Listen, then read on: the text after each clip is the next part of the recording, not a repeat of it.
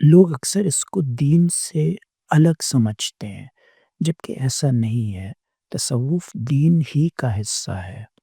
اب اگر آپ دین کی بات کریں اور دین اسلام کی بات کریں تو کیا ہم یہ کہہ سکتے ہیں کہ حضرت آدم علیہ السلام یا نبی پاک صلی اللہ علیہ وسلم سے پہلے جو حضرات آئے، جو انبیاء، جو رسول آئے، کیا وہ مسلمان نہیں تھے یا کیا وہ تصوف پہ گامزن نہیں تھے؟ تو یہ شاید غلط ہوگا۔ ہاں، اسلام کا جو لفظ ہے وہ نبی پاک کے ٹائم پہ آیا، لیکن اس سے پہلے بھی جو لوگ گزرے، انبیاء گزرے، جو الہامی کتابیں لے کے آئے یا اللہ کا میسج اپنے بندوں پہ اس وقت کے لوگوں پہ لے کے آئے، وہ بھی دین الہی تھا۔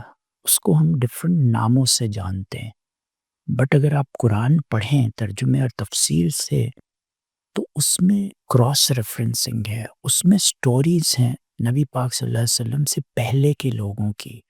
اور میں نے بھی جب ایز اے ینگ مین قرآن کو پڑھنا شروع کیا اور ترجمہ جب پڑھا عربی سے اردو میں، انگریزی میں، تو I was surprised to see and to read and to know کہ why are these stories، یہ اللہ تعالیٰ بھی یہ سٹوریز تھرو دا قرآن کیوں بتا رہا ہے؟ تو چونکہ میں فلسفے کا اسٹوڈنٹ ہوں تو میں اس نتیجے پہ پہنچا کہ ہم سب جب کوئی سٹوری سنتے ہیں، کوئی بھی سٹوری ہو، تو ہمیں وہ سٹوری یاد رہتی، اسپیشلی بچپن کی سٹوریاں، اور یہی وجہ ہے شاید ہمارے والدین ہمیں بچپن سے قرآن پڑھانا شروع کرتے ہیں۔ ہماری بسم اللہ ہوتی ہے، پھر ہم قرآن مکمل کر لیتے ہیں تو ہماری آمین ہوتی ہے۔ کاش کہ ہم سب اس کو ترجمے سے بھی پڑھیں، ایٹ لیسٹ تفسیر سے پڑھیں تو لاجواب، but that takes a lot of time.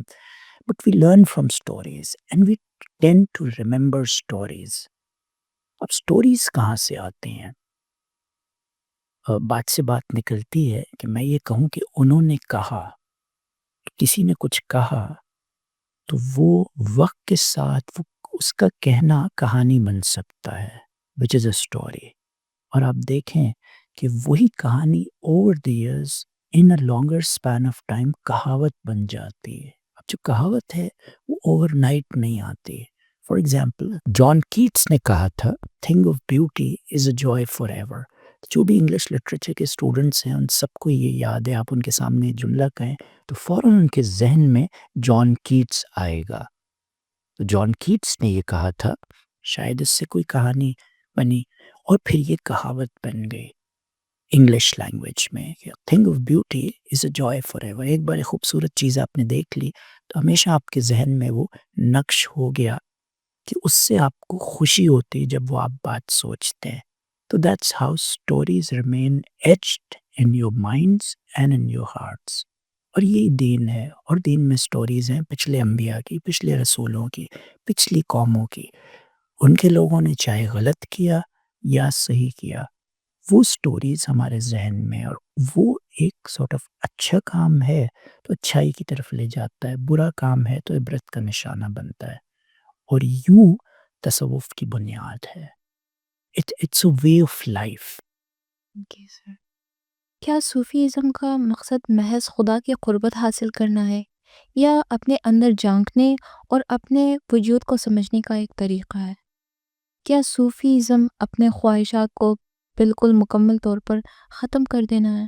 اچھا سوال ہے۔ اس پہ میں حضرت بلے شاہ کا ایک مقولہ پیش کروں گا in reference to this question.